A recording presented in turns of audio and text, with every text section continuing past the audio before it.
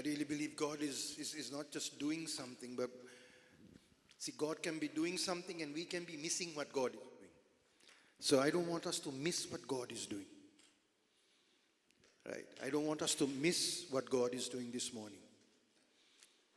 And I want us to catch, Lord, I want something from you. See, we have different concepts in our head. And sometimes our Christianity differs from one another because of these concepts we have in our head. But this morning say, Lord, I just want to hear from you. I just want to be transformed. Beloved people of God, until you are transformed, you are not moving beyond the walls. Until you are transformed, you are not moving beyond the walls. I want you to see that whenever God told them, whenever God told Israel, I promise you this is going to happen, but now this is what you need to do. You need to do this, and then this is going to happen. Even for the walls to come down, he said, the walls are coming down. I have already given this city to you, he told Joshua. See, I have already given this city to you, and you can't see it in the natural. You can't see it in the natural. And the way we are programmed to think, you and I are struggling to see what God has already spoken. It's very hard. But he tells Joshua, see, I have given you this city. And if I was Joshua and I was looking at the city, what have you given me? Those fellows are still in there. We are still out here in the wilderness, in the desert. They are happy. We are not. How can you say, see, I have given you the city? And that's what he tells. That's what God tells Joshua. See, I have given you the city. But now I want you to do this. See, this morning, I want you to see to the eyes of the Spirit. And now when I say these things, these are fancy words, and if you're new here or you're a new Christian, you're sometimes wondering what on earth is this thing. It's a very simple thing. It's just a simple conversation you have with God. If you're a young person and you have never seen, you're like, what is he talking about? He's always talking to the older people. Perhaps you might think I'm talking to you. Just right now in this very moment say, Jesus, would you help me see something? Would you help me to see what you are doing in my life? Would you help me? Because I don't know what this looks like. I don't know. It's a simple conversation. It's a few lines usually. He doesn't want long speeches, just a simple line. Lord, please help me to see. I heard so many things this morning. I just want that to translate into my life. That will actually change. That the pain of the past, that I will remember no more. As that lady, if you all don't know who that lady is, that's Femina. Some lady came and said, it is gone. Then some other guy, he also came and said, to go beyond the walls. It doesn't matter who the person was. And somebody else came and said that my emotions, if that's where, just say, Lord, would you speak to me? Because church, this religious activity will not help you. It won't transform you. Religious activity doesn't do anything. But it's encounter. It is, Lord, you have to be real in my life. And I want you to be real in my life this morning. I want something to change. I want something to change. It's for those who pursue. It is those who desire. Hallelujah. Help us, Lord. Let us see what you're telling us to do this morning. Let us see. Last Sunday I began a sermon saying, this is what God says for us as His church. He says, there is a sound of an abundance of rain. How can you say that? You will not see or hear the abundance of rain with your natural ears, and you will not see with your natural eyes. You have to see through the Spirit. And there's nothing wrong with you if it's not happening right now. Like I said, it's one conversation. Lord, help me to see. Help me to hear the sound of abundance of rain. Help me to see, Lord. It is not based on your past negative experience, but it's about the goodness and the love of God. Because your experience was bad, is not God is bad. Please understand this. See, we looked at this, and in fact, this scripture, God actually looks bad.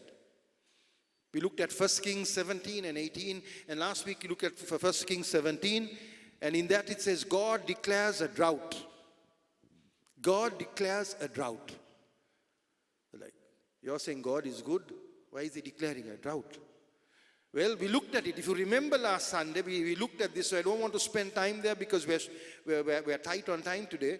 But the purpose, see, 1 Kings, we looked at two different books in the Bible, 1 Kings, and we looked at the book of Haggai. Right? And in 1 Kings, it says, there shall be no dew nor rain these years except at my word. That's 1 Kings 17, verse 1. And Haggai 1:11 says, I have called for a drought on your fields and hills. And I'm like, Lord, why would you do this? But then we see very clearly, right? In the chapter before, in chapter 16, we saw that the people of Israel, their king and all the people, except for certain prophets of God, everyone was running behind Baal. Right? That is Ahab's wife's gods. And they were running behind this. And he had set temples and statues and all that. And God says, you have left me, you have abandoned me. Come back, come back. See, I believe God has a way of calling his people kindly and lovingly. But the problem is the people often don't listen when it's kindly and lovingly. They just don't listen. We don't listen until things get bad, until something happens. And then we're like, oh my God, what's going on? What's going on? That is when we open our eyes. And I want you to understand, God did not give a drought because he's wicked, because his kindness, we can sing about it, but if you don't believe it, it doesn't work. But his kindness and his goodness was thrown out. And the only way to get their attention was to send a drought. The only way to get their attention. And I tell you today, some of us, you and I have been through plenty of droughts in my life so God can get my attention. I have been here, I have been leading worship, I've been doing a lot of Christian things, but God has not had my attention. God has not had my attention. And it is only in those places of, Lord, I don't know what to do now. I surrender, I don't know.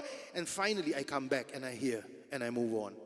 Like I said, where are you today? This is the day that you and I need to listen to the Spirit of God and do an examination of where I am.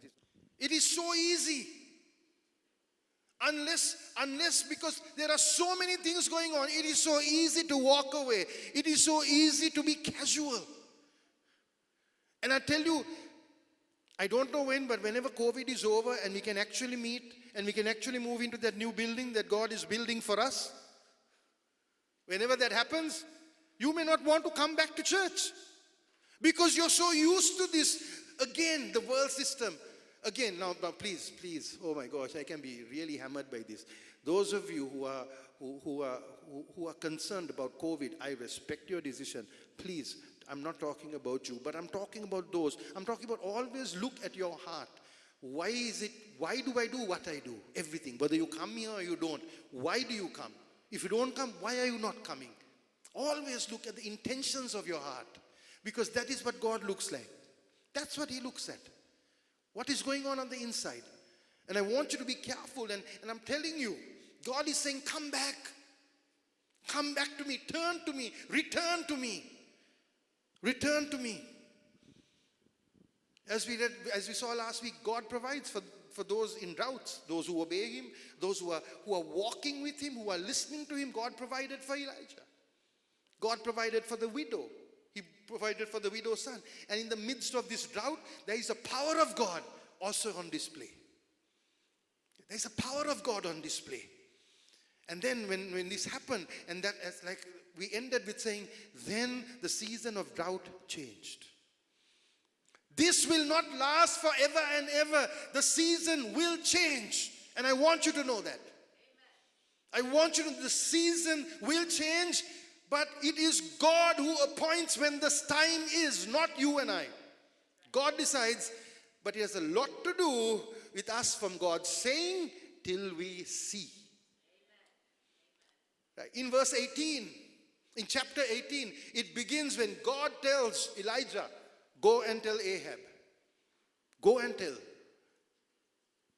that the time of drought is ending. Now let me tell you, when God declared that, what had changed in the hearts of the people?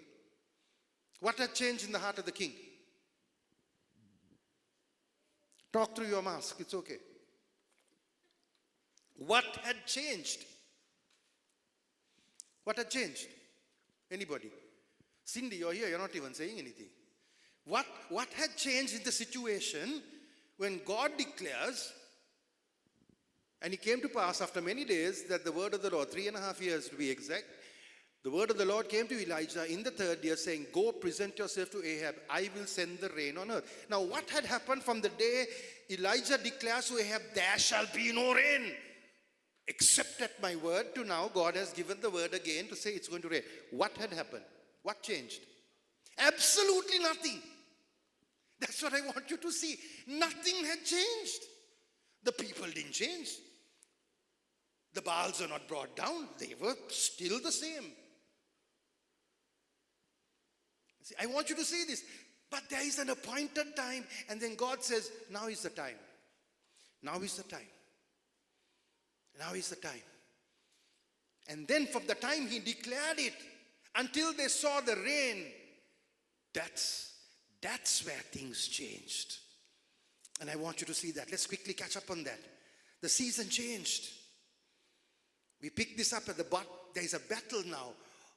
He goes and he tells the king, and then he tells the king, this is what I want you to do. I want you to bring all the prophets of Baal. And you bring them to this mountain at such and such a time on such and such a date. I want you to tell all of them to come. And for once the king listens. He's like, okay, we don't have time, but man, read this story. I wish Hollywood made movies like this. It's fabulous stories these are. If only Hollywood made them. They don't want to glorify God. I love it because when Ahab sees, oh, troubler of Israel, what have you got to say now? See, people of God were considered troubled because it didn't go with what the world was saying. And today the church and messages like this are trouble to many people. They don't like to hear these messages. Oh, there he goes again. Troubler of our comforts, telling us to change instead of telling how blessed we are. Yes, you are blessed. But to see what God has for you, you have to change. Without transformation, you will not see the blessing and the promise. I'm telling you that. And therefore that has to happen. And here we find a battle. But here I want you to see something. The battle with the prophets of Baal was to get them to choose to come back. There had to be a choice.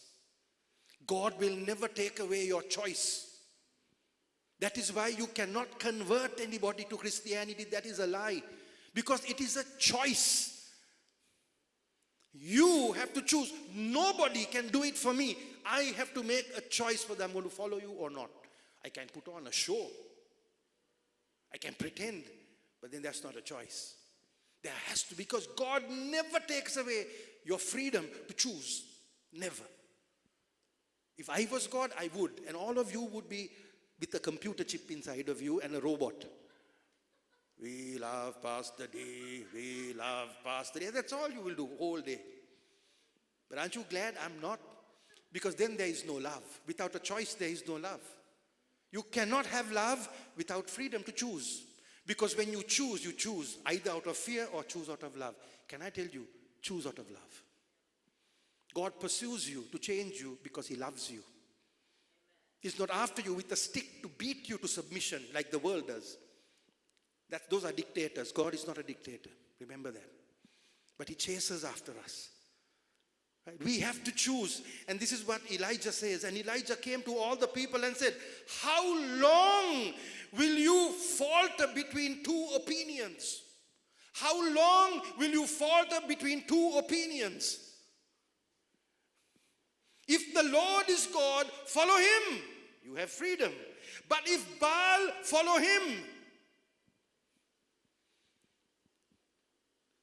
Then comes conviction, and everyone was,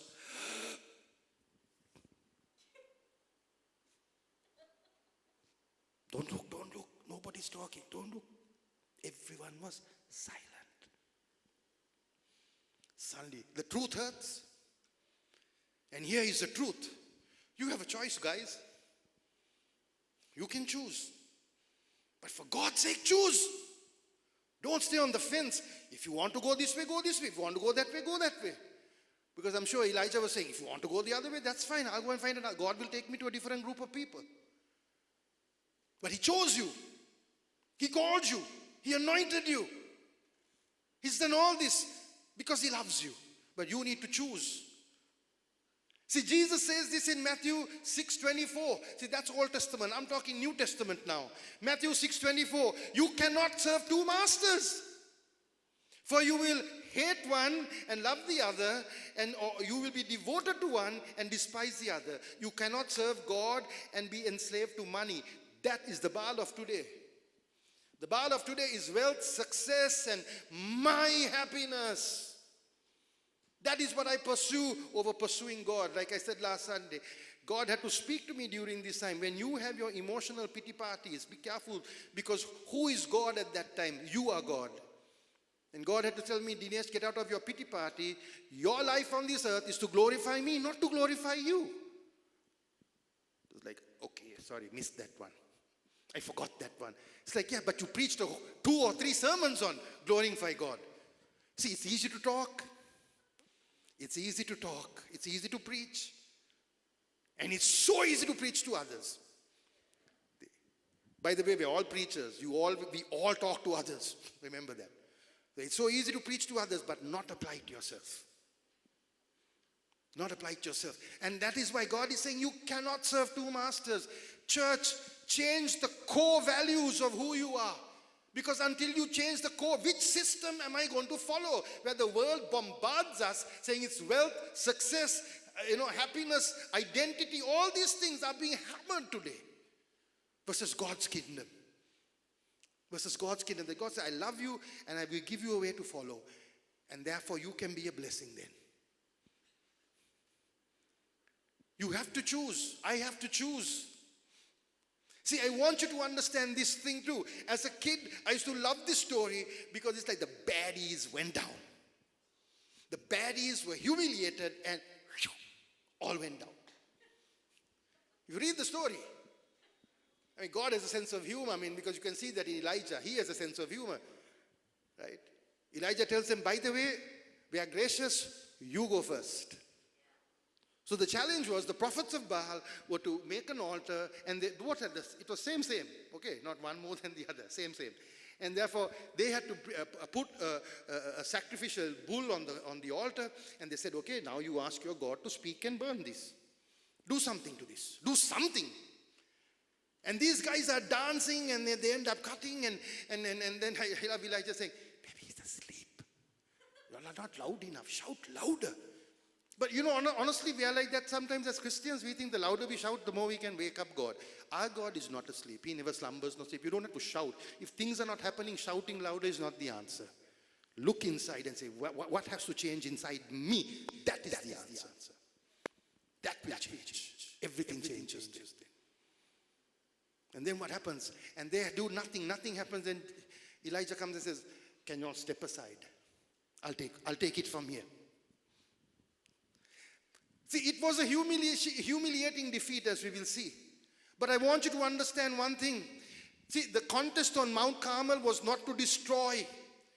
Yes, it was to destroy the wickedness and to show the futility of the wickedness. But it was all about bringing his people back to him. That is the heart of God. It hasn't changed. Like I said, he wasn't wicked in the Old Testament, and Jesus was so kind in the New Testament, so kind. So nice. God is the same. His heart was still the same for them. Even in it was, I love you and I want you to come back to me. I love you, so I want you to come back to me. And a loving father will do anything to get his children back. And so he had to he had to say, what you're following is rubbish, and I'll show you, so then you will follow me. Give up the rubbish you're following. And sometimes, I'm telling you, church, the sooner you see, I don't know what the Baals in your life are. Sometimes it's just thinking systems. But until those systems change and you come to surrender to God's system, you will not see beyond the walls of Jericho. See, this was so the eyes of their understanding would be opened. And I'm telling you, church, our eyes have to be open. God is calling us back. You say, but I never left. No, physically you never left. But check the condition of your heart. Check the condition of your heart. See, let's return to God. God is calling us back, Living Way Church, to Him, to know Him more. Please understand, He's not calling you back to religious works. He's calling you to know Him. To know Him. Not for more religious works. As we heard today. What was it? Not worship. Talking about the goodness of God and all that honestly does nothing to Him. But as you speak about God's goodness, your heart and mind change. God, see, a complete God doesn't need anything. He doesn't need anything from you. He doesn't need anything from me. So whenever He tells us to do something, it's for you and it's for me, not for Him. He doesn't need.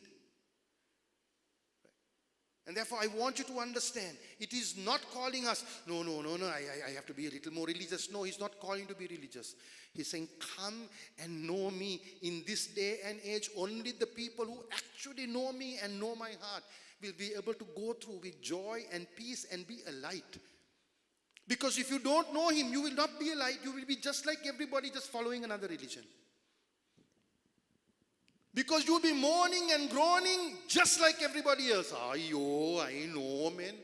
Terrible. No? You'll be in the same terrible as everybody else who is also in the same terrible.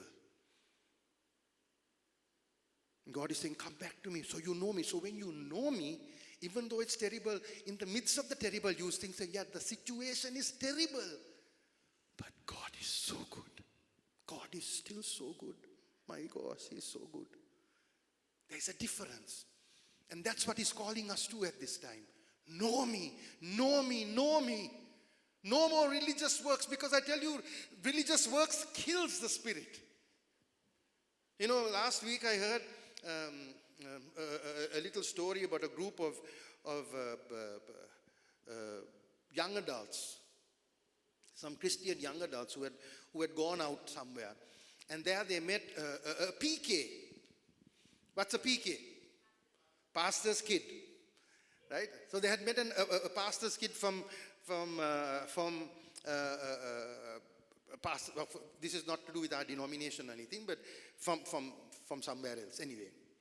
And they were apparently having a conversation. Now this PK has just kind of taken several steps away from God right now. Really has nothing much to do with God. But I love when young people talk, they're honest and they're open. So they were honest and they're open. And in this conversation, there was like to and fro. It's like, yeah, but look at this. And gosh, look at the values of the church. And, they're not embracing this life matters and that life matters. And the church is so rigid and this and that. And all these things were going on. These discussions were going on. I believe between two PKs, from one group PK and this PK. But there were some others listening. Right? And as they were listening, obviously you could say that the PK was very upset and angry with the whole church system. Very angry and very upset. But then there was another person in this group that went, like a brand new Christian, or calls himself a Christian, brand new, doesn't know much. And that person basically told the PK, it seems you are very offended with God, aren't you? You are very offended. You are very offended with God. All these things you're saying, the church, actually you're very offended with God. You are very angry, you're very upset with God. And then said, it seems like you never really knew God, though you went to church for the last so many years. You never really knew God. And then that person said, I am imperfect. I am very imperfect. But I'm here with this group because I want to know God. I want to know Jesus. That is why I am here. I'm imperfect, by the way. You can find 100 different wrong things with me, and I will do the wrong thing, I will say the wrong thing, I may dress the wrong way, I may do all these wrong things you will find. But I have only one goal to be here with this group, and that is so I may know Jesus. Beloved, in this season, more religion is not going to help anybody. But can we tell the world, this is who Jesus is? But to tell that, you and I need to know who He is.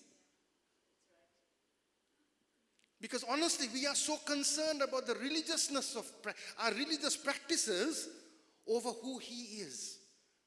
I'm telling you, there's nothing wrong in some of these practices, but that is what we're focused over, knowing Him, knowing His heart. In fact, recently my son said, Dada, you know what? In our generation, nobody cares about denomination anymore. Nobody cares about denomination. Foursquare, AOG, that one, this one, whatever. He says, we don't care. We just want to know Jesus. People will go to where they can find Jesus. We don't care what the denomination is. But to us, older generation, it's all about denomination. I mean, so there's nothing wrong with the denominations. But we need to now go beyond and say, do I know Jesus and am I proclaiming Jesus? That's what people want to know. They don't want more religion. And I'm telling you that sometimes when I say God is calling us back to Him, many of us are thinking, yeah, He's talking to that one. Oh, that one, we know what kind of life on Facebook. I saw what they're doing. So definitely God is talking to you and your heart.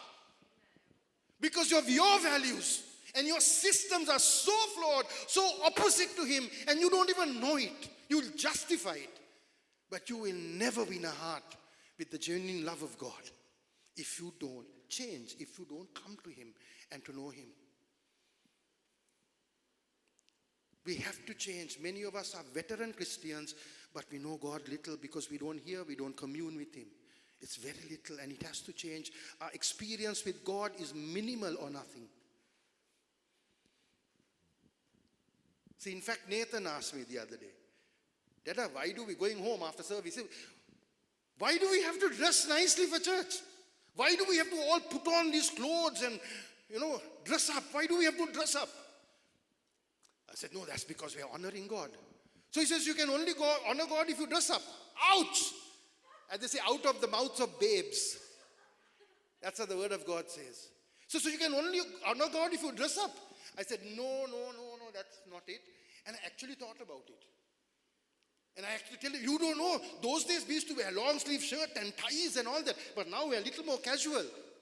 He said, but you're still dressing up. Why are you dressing up? Then I thought about it. I said, no, that's because of my Christian culture in my upbringing. My Christian culture, the one I was brought up, said that we must dress up. So that's my culture. Is that God's culture? See, but yet, now Cindy said no. Some of you might think yes. Of course it is, Pastor. As I always tell you, what did Jesus wear? What did Jesus wear when He ministered? What did Jesus wear when He went to the temple? Did He dress like the high priest? No. What did He wear? Our great high priest. Now, by the way, He is a high priest. There are no high priests today. On the day He was crucified, the veil was torn and the great high priest, Jesus, our great high priest. What did He wear when He ministered? Please, somebody tell me. What did He wear? He just wore ordinary clothes. In fact, He was so ordinary, when they came to crucify Him, they had to ask one of the 12. Now, Jesus was in the temple so often. He was doing ministry for everyone to see. But when the Pharisees want to catch Him, they had to catch one of the 12 disciples and say, can you point out? Why? Because He didn't go in His royal garb. I am the King of Kings and the Lord of Lords. He didn't. He dressed just like everybody. And I want to tell you, that's who I'm following. But still struggling with my Christian upbringing. And I always say, well, there's nothing wrong in dressing up. See, I'll dress like this to church. I'll dress like this if you invite me to your house for a party. I'll dress like, you won't find me. This is who I am. This is what I wear. Some people don't like, but that's your fashion. This is my fashion. It's fine. It's okay. You don't have to like. But that's your choice. Like I said, freedom of choice. And so when Nathan asked me this question, I was struggling to answer this question. And I said, it's because of culture. And then I said, son, I want you to know, whether you wear shorts and a t-shirt and a pair of slippers and your heart is right with God, that brings more honor than a three-piece suit with a hard heart. Now let me ask you another question. I worship God in the shower. Is that allowed? By the way, no clothes on in the shower. I don't go for a shower with clothes on, not even in a swimming trunk. I take everything off. I don't know about how you bathe. I bathe like that. Is that right? Am I dishonoring God if I sing to God in the shower? Am I dishonoring God? What do you think? But then why are we so obsessed sometimes by the way people dress? And they're dishonoring God. So is it okay if I come naked to church then? Yes. No. No. Again, there is a culture. Right? And we still have a Sri Lankan culture. As long as our Sri Lankan culture does not supersede kingdom culture. Always remember, my family has a culture. I have a culture at home, which you don't have in your home. I have a culture. Whether they'll continue it or not is up to my children, but I have a culture. But as long as my culture does not supersede on kingdom culture, that's what I'm talking about. See, so there's nothing wrong in having, so please don't come nude next Sunday. Don't. That is not our culture. Right? That is not our culture. But I want you to understand now, see, we are talking about a younger generation who believe in t-shirts. As you can see, usually behind me. Right? Don't get upset. Because if their hearts are right with God, they are honoring God, like I said, more than the three-piece suit. It is time to turn back to Him wholeheartedly. He's calling us wholeheartedly. He's calling us. Hallelujah. See, it's an amazing contest, and in that contest, I want you to see what happened. God moves and does miracles in the drought through those who obey. We spoke about this last week. I'm seeing another miracle. This is also during the drought. What is the first miracle? First miracle for me is when Elijah says, my turn, he comes and he makes his altar out of wood. He puts the meat on top, and then he says, dig a trench. And then he says, bring 4 pots of water. Now these pots of water are not little small jugs like this. Usually they are pots of like about this big. Right. Guys, there was no water. It's a drought. It's a time of drought. And this man of God has the audacity to say, I want 4 pots of water, full, pour it here. Now if you read chapter 18, you find in the start, Ahab, the baddie king, is now talking to Obadiah, who's a good guy, right? And telling him, there is no water, no? What do we do? He says, okay, you go that way, I'll go this way. I'll go towards Jaffna, you go towards Hambantota, all around seeking for places for water, so at least our livestock can eat some grass. There was no water. But when the contest happened, what happens? I want 4 pots of water. Where are we going to find? Honestly, they don't give us enough information to know where they found these 4 pots of water. But they came and they poured 4 pots of water. And what does he say? Again. What? Again?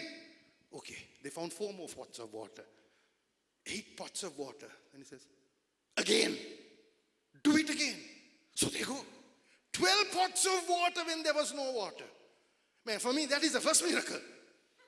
Where did they find water like that? But they found water. Never mind. They put the water. And then he prays. And then this is what he says.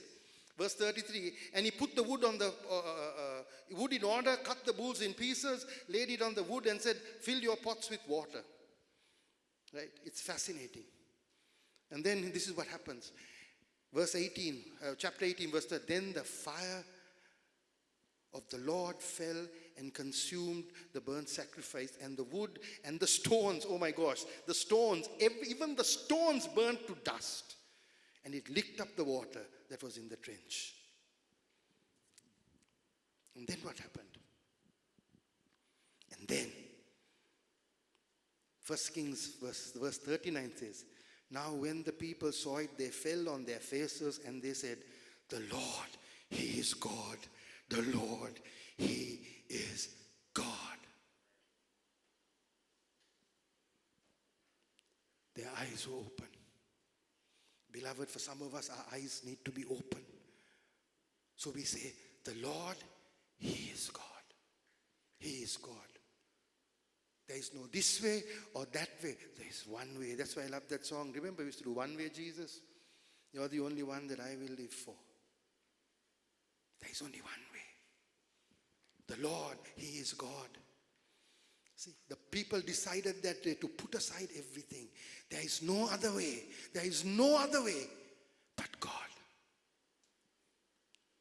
I want you to understand that. But then, now see, track with me. Let's go through this. Again, what are we looking at? From the moment of declaration to the seeing, right? We saw the first declaration, no water. Did it happen? Did it happen in chapter 17? No, the first declaration, there's going to be a drought. Did it happen? It happened. Second declaration, there's going to be rain. Did it happen? No. So now we're seeing whether it actually rained or not. Those of you who know the story know it rained. But what happened? What did they do now? Step one, choose. Choose. This one or that one? I'm going with this one, they decided.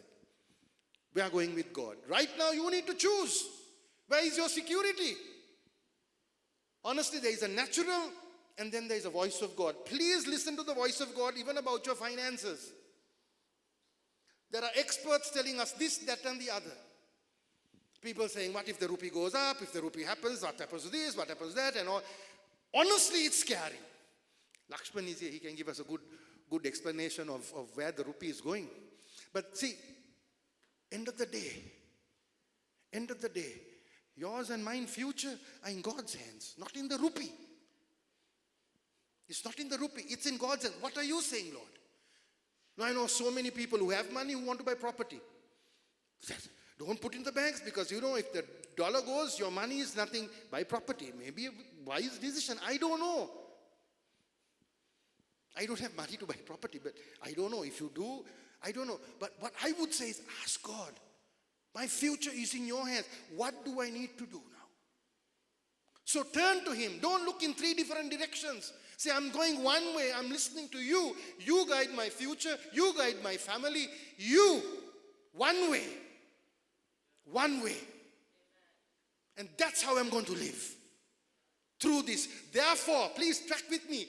Therefore, every time I get a negative WhatsApp message or Twitter message or whatever you all listen to social media, I am not going to say, oh my God, see what they're saying. No, because I chose one way. That way doesn't come on WhatsApp. That one way comes when I sit and I listen and He leads me by still waters. He guides me to green pastures. That's what I'm choosing. That's what you have. But remember, you're listening to several voices and you need to pick His voice. Our problem is so many voices, you don't know what to speak and you don't know which one is God's. And that is why knowing Him and pursuing Him has to be number one at this time. Pray fervently. And Elijah prays fervently. He prays. Of course, I don't know about you. I'm not so sure about the posture of prayer. Elijah, after this, he tells Ahab, you go and you better eat and drink and you better be ready, but I'm going. And he calls his servant and he goes. And then he says, he put his head between his knees. Now, on a younger day, I may have been able to do it, but right now I can't do it to show you what that may have looked like. But he put his head between his knees and he prayed. Thank God no church has come up with that is the only way to pray. Man, can you imagine? All of us have to do gymnastics. I think Nene would be the only person who can do something like this. Nehara is so supple, she can man. But anyway, I want you to say, but the point is not the posture of how he prayed, but he prayed fervently and he told his servant, go and see what you see. Tell me, report. And he goes and says, nothing. Then he comes back. Nothing. Go again. So he goes again. 7 times. 7 times he goes and says, nothing. Nothing. Nothing. Can you imagine being that servant? It is like coming to church and saying, God is going to bless you this year. Some of you must be doing that. He is mad. Bless? We see nothing. There is nothing. But can I tell you, like Elijah said, persevere, persevere, persevere. It is coming not because I said it, because he says what he says will come to pass. But can I tell this to make it a little easier for you?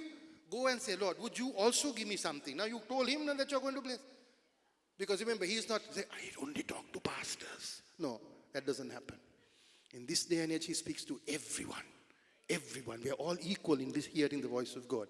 In fact, some of you hear him better than me. But we must.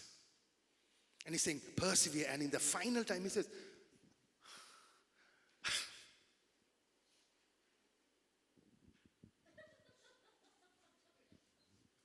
comes back to Elijah.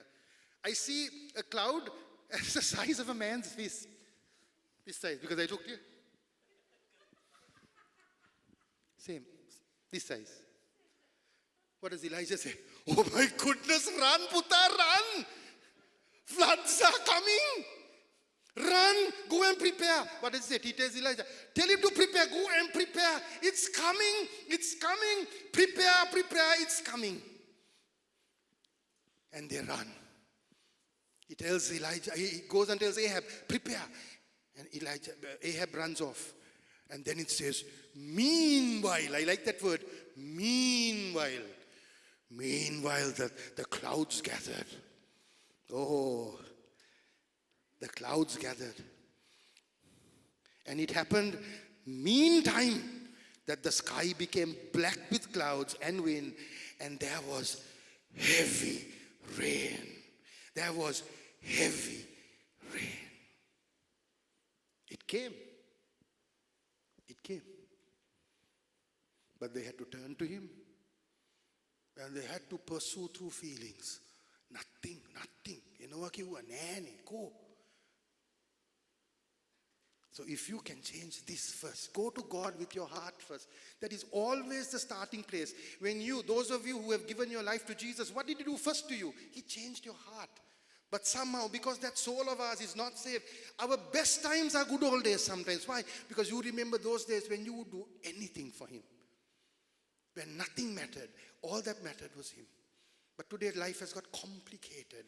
No, life hasn't. Our heart has been divided. Life has been complicated always. From the day Adam and Eve sinned, life was complicated. Things don't get more complicated. It is complicated. But our hearts, even the best of us, we go up and then we can come right down. And God is saying, come back to me. Bring that heart and come to me. Turn back to me wholeheartedly. Pursue in this season. There is a power that you are going to see miracles in this season. If he says, Elijah raised the widow's child. A child was brought to life. Beloved, when you and I tell somebody about Jesus, not just tell, and you walk them till they experience Jesus, then you have raised a life. You and I don't have to go to the mortuary. Just by telling the goodness. It's not about religion. People are hurting. People are desperate in these times. But I'm telling you, you need to know who you're talking about. Don't borrow my Jesus. You have to know your Jesus. I can't go and tell our pastor said this happened to him, this happened to him, this happened to him. So he knows Jesus. I'm borrowing that Jesus and I'm going to tell somebody else about a borrowed Jesus. Don't tell people about borrowed Jesus. Tell them the Jesus you know. And if you don't know, well, it's time to know. That's why you need to turn your heart back to him and say, I'm coming back wholeheartedly. Amen. Oh, let's do that now. Enough talking. Enough talking. Can we do that for a minute? Can we just, can the worship team come back? I know we've gone a bit of time, but I don't want to miss this moment. Again, those of you who need to leave, by all means, please leave.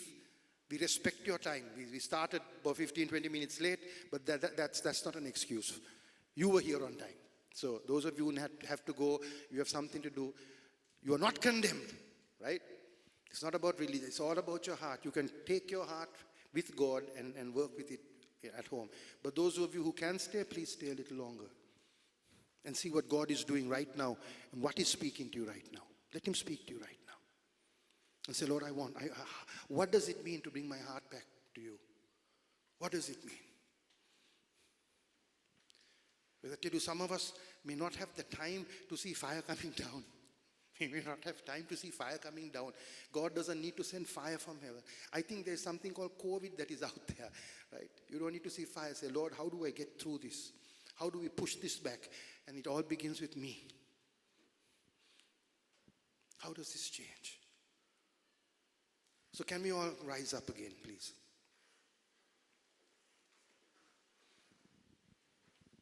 See, God always responds to hearts that return. Always, when hearts are turned to Him, He always, please catch this, He always responds with blessing. When hearts are turned back to Him, He always responds with blessing. Blessing doesn't come because some preacher says it's a season for blessing. No. Pastor Leslie and I know and several other pastors who have said this, God put it into our hearts. And we're just a mouthpiece of what God said. So would you take what God said and say, Lord, now you speak to me. Show me, Lord, how I need to navigate this time. How I need to raise the dead.